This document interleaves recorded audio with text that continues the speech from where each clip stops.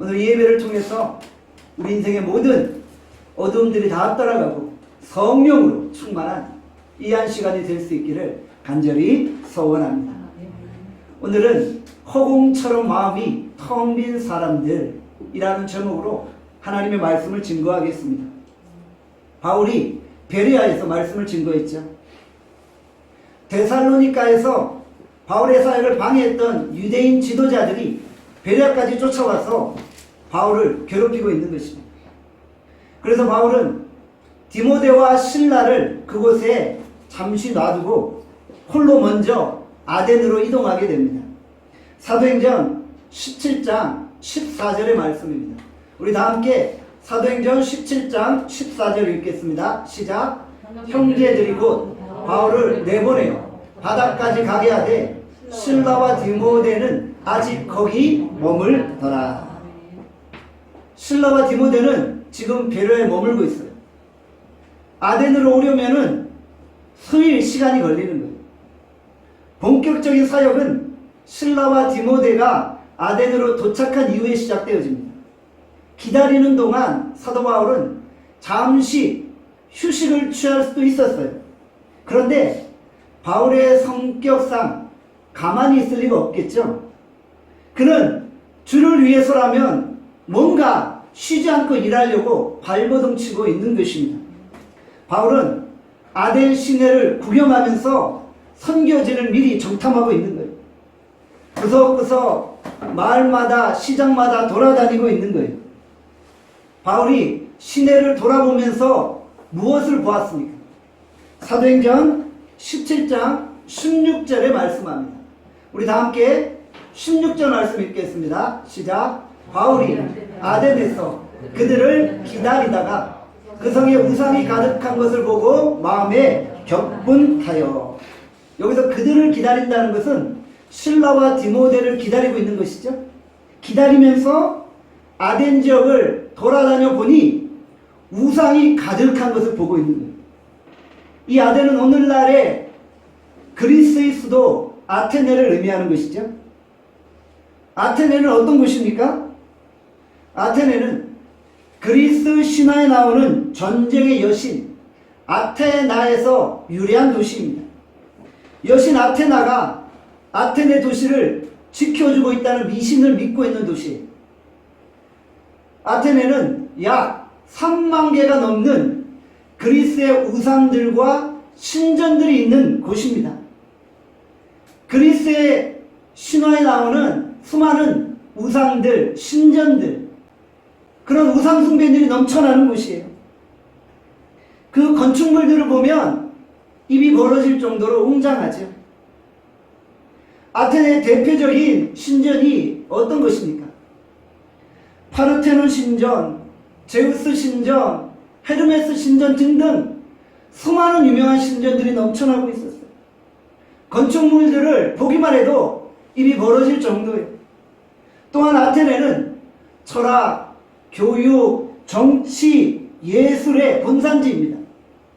소크라테스, 플라톤, 아리스토텔레스, 제논 등 유수의 철학자들이 그곳에 있었어요.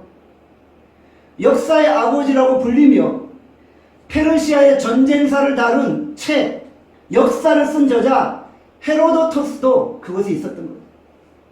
당시에 로마 제국의 지성인들은 죽기 전에 꼭 한번 아테네에 방문해야 된다라고 생각했던 것입니다.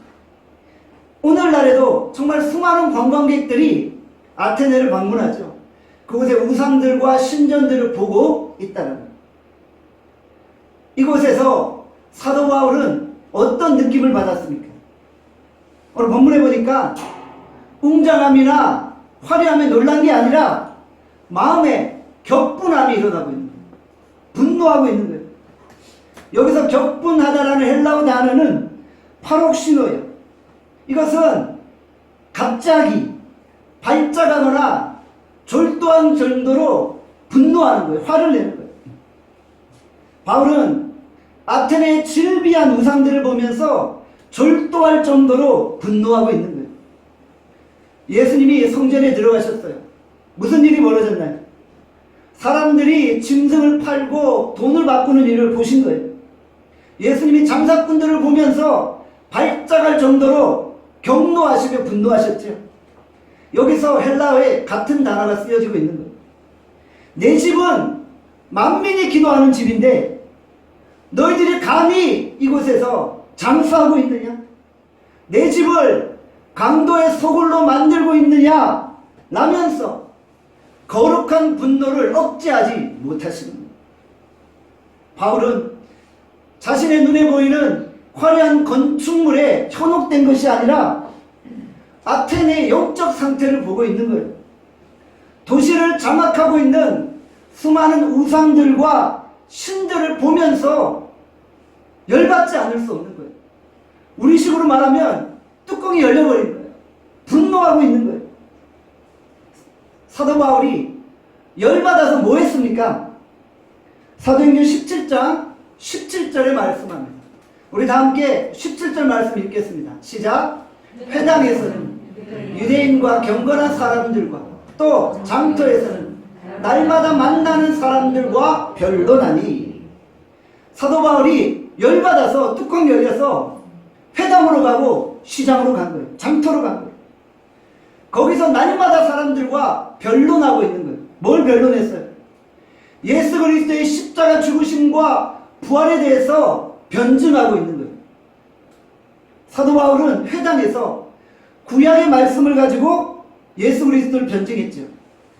장터에 나가서는 자신이 배운 철학적 지식을 가지고 예수 그리스도를 변증법적으로 설명하고 있는 거예요. 청중들의 입장과 상황에 따라서 탁월하게 복음의 접촉점을 달리하면서 예수 그리스도를 증거하고 있는 것이죠. 바울은 도시에 가득한 우상을 보면서 열받아서 피 묻은 예수 그리스도의 십자가를 선포하고 있는 것입니다. 사랑하는 여러분, 최근에 분노하신 적이 있나요? 왜 분노하셨나요? 왜 열받으셨나요? 누군가가 나를 배신했나요? 누군가가 나를 무시했나요? 빌려준 돈을 못 받았나요? 그래서 열받으셨어요? 학생들이 나한테 대들었나요? 뒤에서 누가 막 나를 욕하는 걸 들어서 열받으셨나요? 우리가 무엇 때문에 열받고 무엇 때문에 분노하시나요? 우리는 진정 이 대한민국을 장악하는 어둠의 영들을 바라보면서 뚜껑이 열려야 돼요. 분노해야 돼요. 열받아야 돼요. 대한민국을 여전히 누비고 있는 신천지와 각종 사이비 이단들을 바라보면서 분노하셔야 되는 거예요. 제가 전도하고 나면은 사람들이 저한테 문자를 보내요. 카톡을 보내요. 신천지가 보내는 거예요. 제 전도지 안에 제 연락처가 나와 있잖아요. 그러니까 제가 전도하고 나면 돌아오면 신천지가 여전히 저한테 계속 문자를 보내는 거예요. 뭐 생명이 뭐고 뭐 비유가 뭐고 이러면서 열받아요. 분노해요 제가. 우리 나눔교회 옆에 엄청난 건축물이 있잖아요. 보고 계시죠? 무슨 생각이 드세요? 아테네 신전처럼 화려하고 웅장하잖아요. 잘 모르는 사람은 그 앞을 지나다니면서 입을 쩍쩍 벌리잖아요. 그런데 우리는 영적인 상태를 바라보고 분노하게 되잖아요. 그 웅장한 건축물 앞에 음의 기주고가 아니라 우리는 분노하잖아요. 열받잖아요. 우상 앞에 분노할 수밖에 없다라는 거예요. 사도 바울은 열받으니까 장터로 나가고 시장으로 나가서 피 묻은 예수 그리스도의 복음을 증거하기 시작합니다. 우리는 평소 때 열받으면 뭐합니까? 열받으면은 어떤 분은 무조건 먹어요. 막. 먹으니까 살쪄 버리는 거예요. 어떤 분은 열받으니까 물건을 사요. 계속 예산과 관계없이 카드를 긁어버리는 거예요. 나중에 연말되면 카드 빚을 감당할 수가 없는 거예요. 어떤 분들은 땀 흘려 운동을 해요. 점프! 막 이러면서. 아주 좋은 거예요. 예. 운동하시면 스트레스가 풀려요. 어떤 분들은 낮잠을 자더라고요. 좋은 방법이에요. 낮잠을 자면서 스트레스를 해소하는 거예요. 그런데 사도 바울은 열받아서 뭐 했어요? 거리로 나가 예수 그리스도의 십자가 복음을 증거하고 있는 거예요. 죽으라 외치며 예수 그리스도를 증거하면서 스트레스를 풀어버린 거예요. 사랑하는 여러분, 우리도 열받을 때 전도하시길 바랍니다. 와, 나 오늘 정말 열받았어.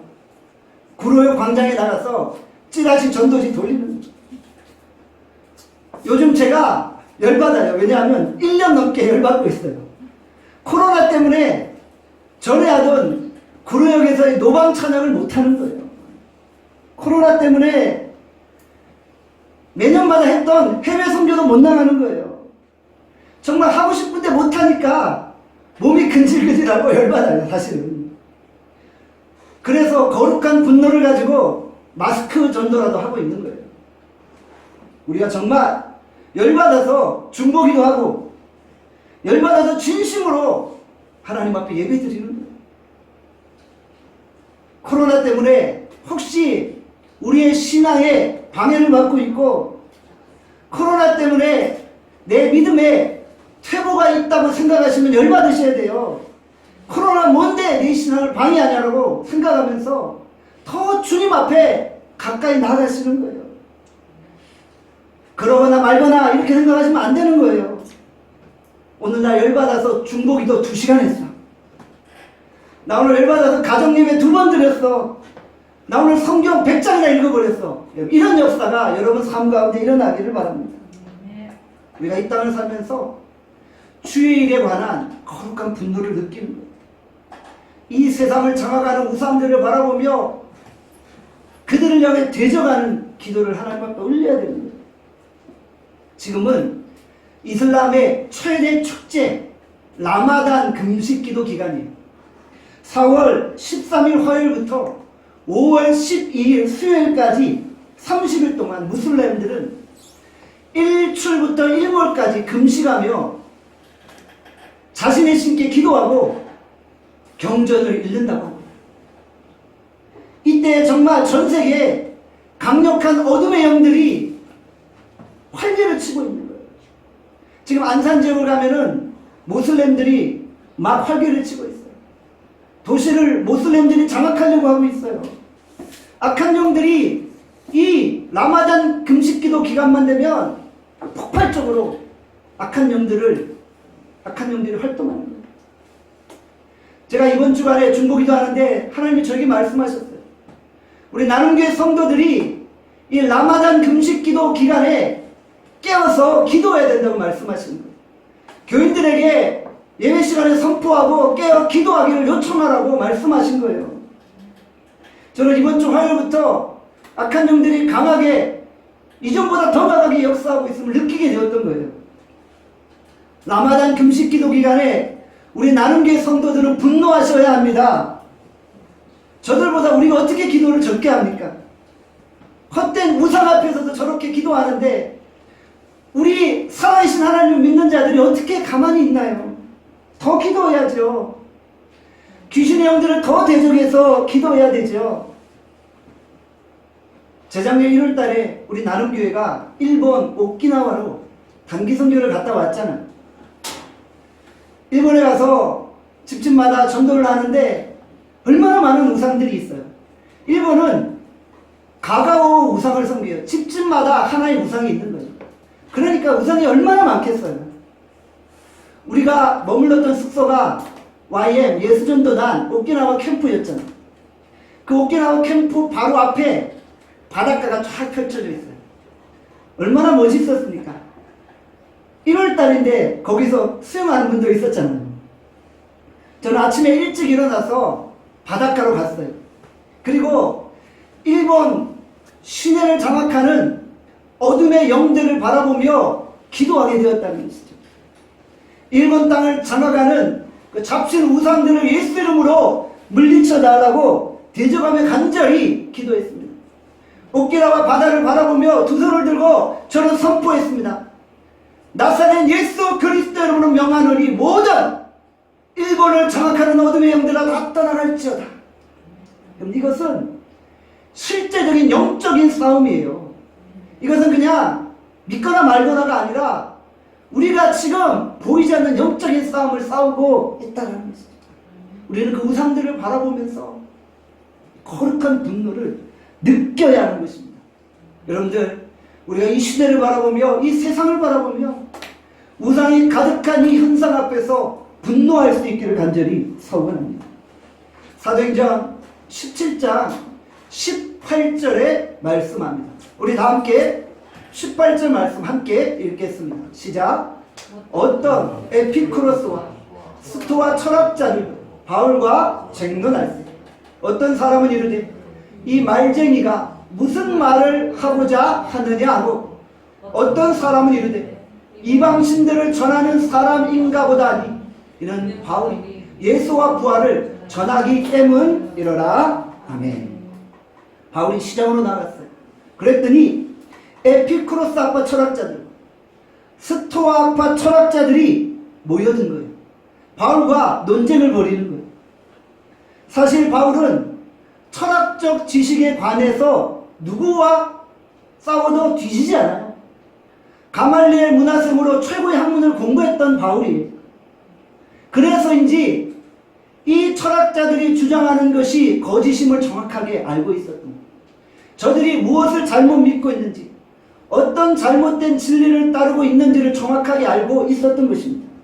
그래서 저들과 논쟁하면서 예수 그리스도를 증언하고 있었던 것이죠. 에피쿠로스 학파는 어떤 특징이 있나요? 한마디로 쾌락주의예요. 인생의 최고의 목적은 쾌락이고 행복 추구입니다. 물론 여기서의 쾌락은 육체적인 쾌락만을 의미하는 것은 아니에요. 그것도 포함되어 있지만 고통, 슬픔, 공포, 염려, 죽음으로부터 자유한 마음의 평정 상태, 아타락시아를 추구하는 거예요. 스토아파는 어떤 특징이 있나요? 스토아파는 쾌락주의에 반대하는 이성주의, 금욕주의를 강조하고 있어요. 자신들이 신이라는 범신론을 주장하고 자신들이 신이기 때문에 이 땅에서 함부로 행동할 수 없다는 거예요. 금욕주의적으로 행동하는 거예요. 모든 것에 신이 있고 우리도 신이라고 생각하기 때문에 결국 오늘날 뉴에이지 운동과 포스트 모던 운동을 일으키게 되었던 것이죠. 바울은 아테네 최고의 지성적 철학자들과 열띤 토론 벌이고 있는 거예요. 사도행전 17장 19절에 말씀합니다. 우리 다 함께 19절 말씀 읽겠습니다. 시작. 그를 붙들어 아레오바고로 가하며 말하기를 내가 말하는 이 새로운 가르침이 무엇인지 우리가 알 수 있겠느냐. 철학자들이 사도 바울을 어디로 데리고 가요? 아레오바고 광장으로 데려갑니다. 왜냐하면 자기가 들어보니까 새로운 가르침이거든요. 처음 들어보는 이야기거든요. 그래서 시장에서 우리만 들을 게 아니라 이 공식적인 장소 아레오바고 광장에서 많은 사람들과 함께 들어야 되겠다고 생각했던 거예요. 아레오바고 광장은 오늘날 시의회와 같은 곳이에요. 연설하는 자들이 어떤 주장을 외칠 때 그것들을 평가하고 그것들을 승인하는 재판관 역할을 하는 그런 공적 장소였던 거예요. 소크라테스도 아레오바고 광장에서 연설하지 않았습니까? 바울은 이처럼 유서가 깊은 아테네 광장에서 예수 그리스도를 선포하고 있었던 것입니다. 바울의 가르침은 아테네 지성인들에게 새로운 이론이었어요. 처음 듣던 내용이라 신선했겠죠? 지성인들은 새로운 가르침에 대한 호기심이 있어요. 이 지적인 사람들은 새로운 지식에 대해서 추구하고자 하는 마음이 있다는 거예요. 진리에 대한 욕구가 있다는 거예요. 철학이 그런 거잖아요. 나는 누구이고 나는 어디로부터 왔고 어디로 돌아가는가. 이것에 대해서 끊임없이 질문을 하는데 중요한 건 해답을 못 내려요. 우리는 다 아는데 이 수십 년씩 철학을 연구한 사람들은 그거 하나 대답하지 못하는 거예요. 어리석고 안타까운 거죠. 메인 스피커 사도 바울이 새로운 가르침을 증거한다는 소식을 듣고 아테네의 수많은 지성인들이 아레오바고 광장으로 모여들기 시작한 거예요. 사도 바울이 선포합니다. 너희가 믿는 이 신들, 이 우상들은 헛것이고 예수 그리스도만이 하나님의 아들이요 너희를 구원하는 구원자이다. 그분은 온 천지를 만든 창조주시고 그의 아들 예수 그리스도께서 이 땅에 오셔서 온 인류를 구원하셨다. 예수 그리스도가 십자가에 죽으시고 3일 만에 부활하심으로 온 인류를 구원하셨다. 이 새로운 진리를 외치고 있는 것입니다. 사도행전 17장 21절의 말씀합니다. 우리 다 함께 21절 읽겠습니다. 시작. 모든 아덴 사람과 거기서 나그네 된 외국인들이 가장 새로운 것을 말하고 듣는 것 이외에는 달리 시간을 쓰지 않음이라. 아테네 철학자들이 이전에 듣지 못한 새로운 진리를 듣고 있어요. 진리에 열심히 있었어요. 새로운 것을 듣는 것 이외에 다른 것에 시간을 쓰지 않을 정도였어요. 그만큼 바울의 가르침에 집중했다는 것이죠. 새로운 것에 민감했다는 것이죠. 여러분들 이것은 무엇을 의미합니까? 뭔가 진리를 찾고 있다는 거예요. 마음이 공허하다는 거예요. 마음이 허전하다는 거예요. 지금껏 가지고는 채워질 수 없다는 거예요. 그러니까 뭔가 새로운 것을 계속 찾는 거예요. 진리를 추구하고 있긴 한데 만족이 없어요. 아니 진리를 못 찾아서 헤매는 거예요. 나는 누구이고 내가 어디로부터 왔고 어디로 결국 돌아가는지에 대해서 해답을 내리지 못하니까 공허한 거예요. 저는 본문을 보면서 아테네 사람이 얼마나 공허했는지를 느끼게 되어져요.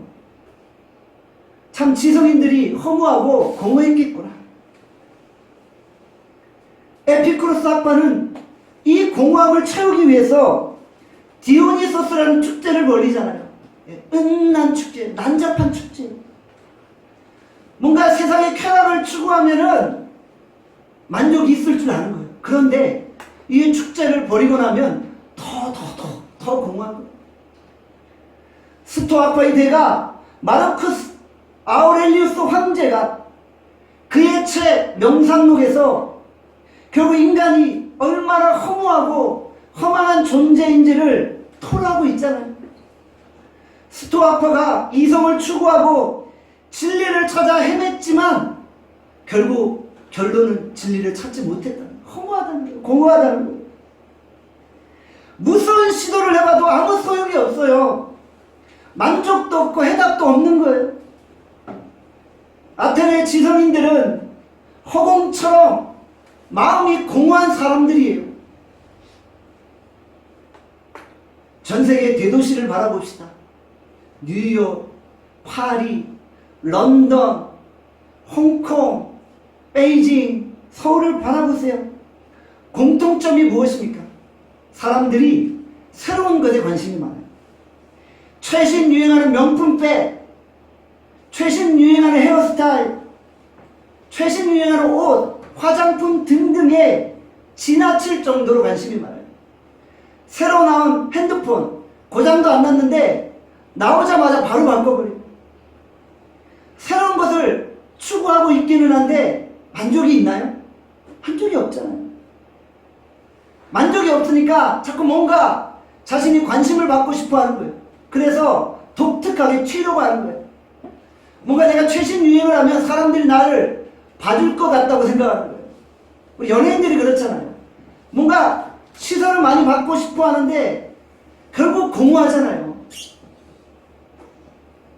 채워지지 않으니까 뭔가 새로운 것을 찾고 추구하는데 결국 더 공허해집니다. 이것이 오늘날 현대인의 모습이고 혹시 우리의 모습일 수 있다는 거예요. 우리가 이 인생의 공허함, 허무함을 무엇으로 채울까요? 오직 예수 그리스도의 십자가 죽으심과 부활로 채우는 거예요. 복음으로 채우는 거예요. 복음으로 채울 때만 만족이 있는 거예요. 우물가에 물 길러 온 사마리아 여인이 있잖아요. 그 여인이 남편이 5이나 있었고 지금 남편도 내 남편이 아니었잖아요. 아무리 채우려고 해도 채워지지 않았잖아요. 근데 예수님이 말씀하셨잖아요. 내가 주는 물을 먹는 자는 영원히 목마르지 아니하리라. 내가 주는 물은 영원히 솟아나오는 생명수의 강과 같다고 말씀하셨다. 그 예수님을 만났을 때 이 사마리아 여인이 인생의 공허함을 해결하고 물동이를 버려두고 마을로 가서 시장으로 가서 예수를 만났다고 외치지 않았습니까? 오늘 이 시대가 그러하다는 거예요. 허공처럼 공허하고 텅 빈 가슴을 가지고 있는 이 시대의 현대인들이 예수님을 만나야 인생의 문제를 해결한다는 거예요. 사도 바울이 철학, 논리학, 수사학, 변증학 다 통달했잖아요. 그런데 사도 바울도 공허해서 어쩔 줄 몰라 했잖아요. 그런데 담메색에서 예수님 만나고 나니까 공허함이 다 해결되어 버린 거예요. 예수 그리스도의 복음으로 공허함이 채워진 거예요. 그래서 뭐라고 고백해요? 내가 지금까지 알고 있었던 모든 철학적 지식은 다 배설물이다. 똥이다. 똥. 아무 쓸모없다. 예수 그리스도를 아는 지식이 가장 고상하고 나는 이제 예수 그리스도만 알겠다. 나는 이제 예수 그리스도만 전파하겠다고 외치지 않았습니까? 우리도 이 허전한 마음을 예수 그리스도로 채우는 것입니다. 예수님 이야기만 하시면 돼요.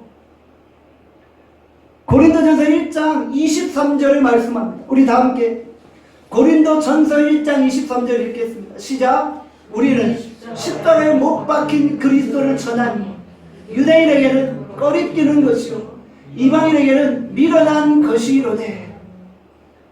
세상이 보기에는 예수를 믿는 우리가 미련해 보여요. 참 어리석어, 참 멍청해 라고 우리를 생각하는 거예요. 그러니까 우리가 세상 앞에서 예수님 이야기 못하는 거예요. 예수님 이야기 안 하는 거예요. 예수님 이야기하면 사람들이 미련하게 생각하고 욕하고 왕따시키고 대화 안 하려고 하니까 안 하는 거예요. 그런데 우리는 세상 속에서도 예수님 이야기해야 되는 거예요. 예수 믿는 사람들이 세상 속에서 너무 예수님 이야기를 안 해요. 친구끼리 모이면은 뭐 정치 이야기, 드라마 이야기, 연예인들 이야기, 사회 돌아가는 이야기, 아파트 시세, 뭐 세상 이야기는 많이 하는데 정말 예수님 이야기는 안 해요. 왜요? 무식해 보이고 미련해 보이는 거예요. 그러나 이제 우리가 예수님 이야기 할 수 있기를 바랍니다. 이 세상은 새로운 걸 추구하잖아요. 그런데 만족이 없잖아요. 우리는 아침마다 날로 새로운 하나님의 말씀을 듣잖아요.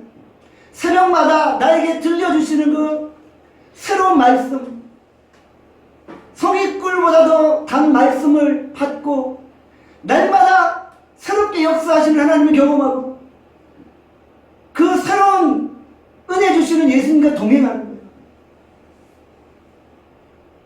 공허함이 없어요. 더 이상 새로운 것을 추구하지 않아도 돼요.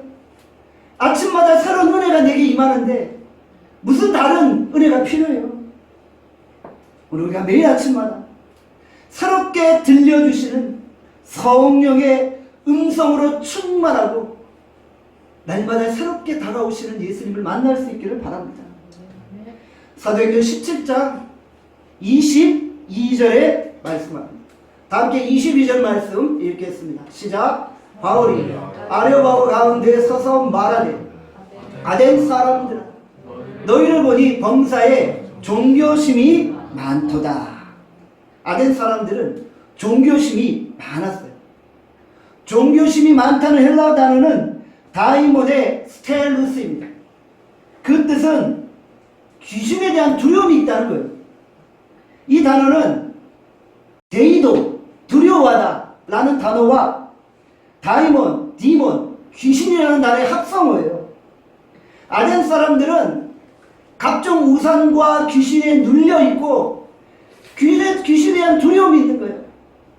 내가 뭔가 잘못하면 아테네 그리스 신들이 나를 징계하고 혼낸다고 생각하는 거예요. 아덴 사람들은 도시의 질비한 신상들을 자신들의 손으로 만들어 놓고 그 신상들을 가지고 신화를 만들고 신격화시키고 진리인 양 믿고 있는 거예요. 무분별하게 미신을 쫓아가고 자신이 손으로 만든 우상 앞에서 두려워하고 있는 거예요. 마치 예수를 막 믿은 초신자들이 그런 모습이에요. 예수를 막 믿은 초신자들이 미신 앞에 두려워 떨지 않습니까? 예수를 믿고 나서도 여전히 몸에 부적을 붙이고 지갑에 부적을 넣고 다녀요. 예수님을 믿으니까 예수님의 보호도 받고 부적을 가지고 다니니까 귀신의 보호도 받는 거예요. 양쪽으로 보호받으면 얼마나 안전하겠냐 이거예요. 당장 지갑에서 부적을 꺼내서 불태워버려야 합니다. 제가 과거 목회할 때 그런 분이 있었어요. 지갑에 부적 들고 다니는 거예요. 제가 당장 달라고 불태워버리겠다 그러니까 목사님 안 된다는 거예요. 목사님한테 그 귀신이 해를 가하면 목사님이 큰일 난다는 거예요. 그 해 내가 다 받을 테니까 걱정 마세요. 당장 주세요. 당장 주세요. 그래서 제가 버려버렸어요. 목사님 걱정 마십시오. 성령께서 하나님의 백성들을 안전하게 보호하시는 거예요. 제가 교회 개척하기 전에 인사동에 있었잖아요. 성동교회. 저는 인사동을 거닐면서 바울만큼은 아니지만 그래도 상당히 붕괴했어요. 왜냐하면 인사동 거리가 점집으로 즐비해요. 전부 텐트 쳐놓고 뭐 점, 사주팔자, 뭐 점괘, 토정비걸, 타로점, 너무 이 한국 사회가 미신적인 행위로 가득 차 있는 거예요. 이게 전통 문화라는 미명하에서 퍼져나가고 있는 거예요. 이게 사단의 전략입니다. 어떤 사업장을 방문했더니 문 앞에 이렇게 부적이 붙어 있잖아요. 이분이 승동교회 교인이에요. 근데 그냥 소위 말해서 날라리 교인인 거예요. 잘 모르고 다니는 분인데 그 인사동 그 사업장에 부적을 딱 붙여놓고 떼야 됩니다. 하나님이 노하십니다. 귀신이 노하는 게 아니라 하나님이 노하십니다. 아무 걱정 마세요.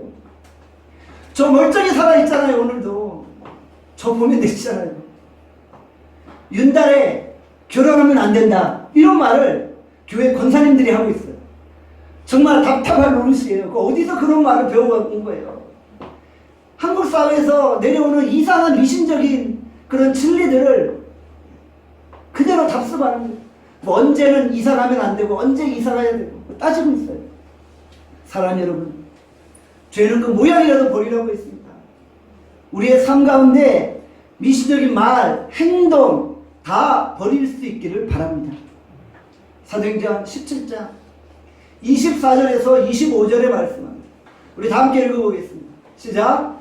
우리 우주와 그 가운데 있는 만물을 지으신 하나님께서 천지의 주제시니 손으로 지은 절에 계시지 아니하시고 또 무엇이 부족한 것처럼 사람의 손으로 섬김을 받으시는 것이 아니니 이는 만인에게 생명과 호흡과 만물을 친히 주시는 이심이라. 아멘. 사도 바울은 그리스의 수많은 지성인들 앞에서 그들이 섬기는 신이 아니라 창조주 하나님을 소개하고 있는 거예요. 하나님은 온 우주와 그 가운데 모든 만물을 창조하신 분이시다. 너희들이 믿는 제우스 신, 헤르메스 신, 아테나 신은 다 헛것이다. 오직 하나님만이 말씀으로 천지를 창조하셨다. 하나님이 이 땅을 창조하시고 그냥 내버려 두시는 분이 아니잖아요. 천지의 주제 되시는 하나님은 창조한 이후에 이 땅을 다스리시고 통치하시고 주관하시는 분이십니다. 하나님은 오늘도 이 땅과 또 우리 개인의 삶을 다스리시고 섭리하십니다. 히브리서 1장 3절에 말씀하죠. 우리 다 함께 히브리서 1장 3절 읽겠습니다. 시작. 그의 능력의 말씀으로 만물을 붙드시며. 하나님은 만물을 창조하시고 너희들 알아서 해 라고 내버려 두지 않으세요. 어떤 신학자들은 하나님은 창조만 해놓으시고 알아서 자연의 순리대로 자연의 법칙대로 돌아가도록 내버려 두신다고 하시는 거예요. 아니 그렇지 않아요. 하나님은 오늘도 이 땅을 섭리하시고 다스리시고 주관하시고 관리하시고 붙들고 계신 거예요. 본문에 말씀하죠. 그의 능력의 말씀으로 만물을 지금도 붙들고 계십니다. 서스테인이 하시는, 서스테인. 지탱하시는 거예요. 이 땅이 하나님이 지탱하시지 않으면 혼돈이 오지 않습니까? 인간이 만든 기계들 한번 보세요. 결국은 기계를 돌리다 보면 고장나잖아요. 그런데 하나님이 만들어 놓으신 우주는 고장이 안 나잖아요. 끊임없이 계속적으로 공정과 자전을 반복하면서 이 우주계가 움직이고 있잖아요. 하나님이 서스테인 하고 계십니다. 하나님이 붙들고 계신 거예요. 말씀으로 붙들고 관리하고 계신 것입니다. 우리가 사는 은하계의 크기가 얼마나 할까요? 그 거리가 10억 광년입니다. 10억 광년. 1광년이 얼마냐면요. 1광년은 빛이 1년 동안 가는 거리예요. 그 빛의 속도로 1년을 가는 게 1광년이에요. 그런데 우리 태양계가 속한 은하계는 10억 광년의 그런 크기예요.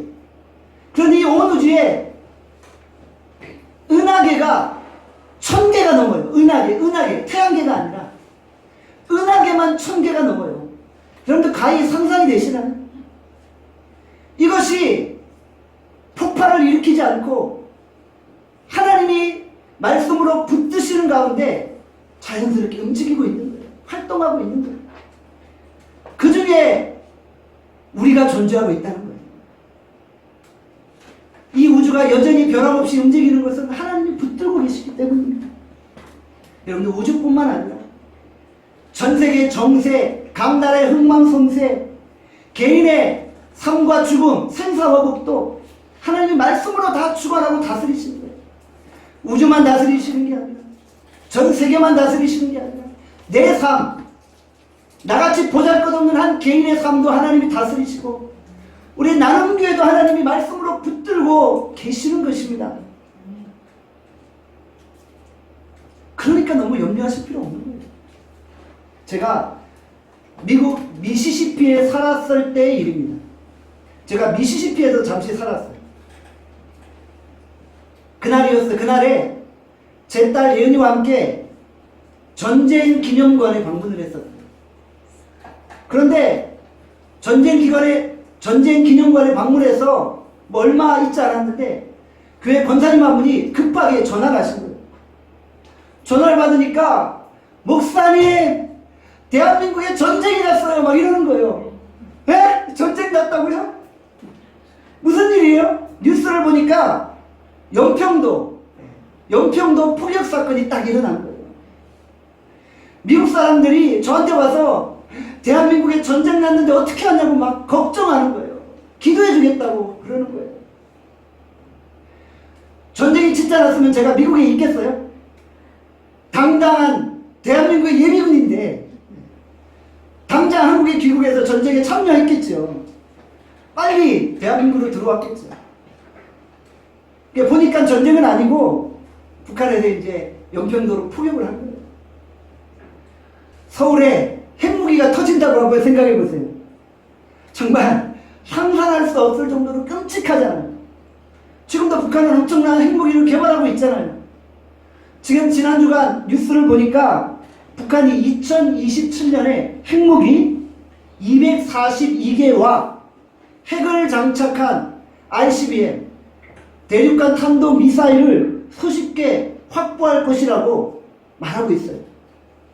북한의 선제적인 공격의 위협이 더 극심해진 거잖아요. 그런데 여러분 생각해 보세요. 북한이 함부로 핵을 쏠 수 있을까요? 북한의 김정은의 마음을 누가 붙들고 계세요? 우리 아버지 하나님이 붙들고 계신 거예요. 만물을 서스테인 붙들고 계신 하나님이 능력의 말씀으로 그를 제압하고 계신 거예요. 여러분들 우리는 하나님의 이 주관하심과 다스리심을 믿어야 되는 거예요. 우리가 지금 출애굽기를 큐티하고 있잖아요. 새벽마다 말씀 보고 큐티하잖아요. 성경은 뭐라고 말해요? 하나님이 바로의 마음을 강팍하게 하셨다고 해요. 하나님은 바로의 마음도 강팍하게 하시는 분이에요. 또 하나님이 그의 마음도 부드럽게 하십니다. 이스라엘 백성들이 포로에서 귀환할 때 하나님이 이방 왕들의 마음을 부드럽게 하셔서 이스라엘 백성들이 포로에서 귀환하게 하신 거잖아요. 세상 철학자들은 나는 누구이고 내가 어디로부터 왔고 어디로 가는지에 대해서 해답을 얻지 못해 공허해하고 있어요. 그러나 우리는 확실한 해답을 가지고 있죠. 우리 창조주 하나님이 우리 인생의 모든 문제의 해답인 줄 믿습니다. 창조주 하나님과 그의 아들 예수 그리스도로 우리의 허전한 마음을 채우는 것입니다. 우리가 공허하다고 외치는 이 세상을 향해 구원의 진리를 선포하고 예수 그리스도가 인생의 유일한 해답임을 증거할 수 있기를 간절히 소원합니다. 기도하겠습니다. 오늘 우리가 선포된 주의 말씀을 생각하며 우리 합심하여 기도합시다.